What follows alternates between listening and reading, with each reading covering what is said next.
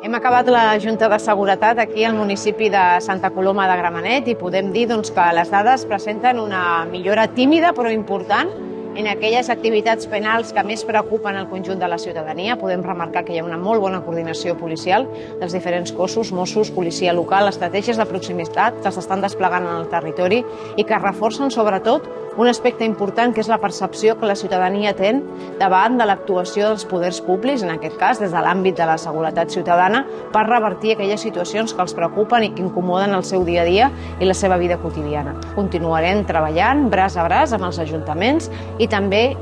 treballant en la línia d'aquesta proximitat que s'està fent a partir dels dispositius conjunts, de la prevenció. Hem d'incidir en la millora de l'activitat preventiva i els nous efectius que s'hi sumaran a la comissaria, així com també els recursos de la regió de suport, ajudaran a continuar consolidant aquesta bona tendència que deixa veure una bona tasca policial al darrere, però també un recorregut de millora molt important en alguns dels delictes que preocupen el conjunt de la ciutadania. Ha estat una junta de seguretat molt proactiva per part dels diferents cossos policials, amb una bona capacitat de treball, i és la línia que hem de tenir al global de Catalunya i que aquí a la ciutat de Santa Coloma de Gramenet es veu amb força, amb dedicació i amb capacitat de treball.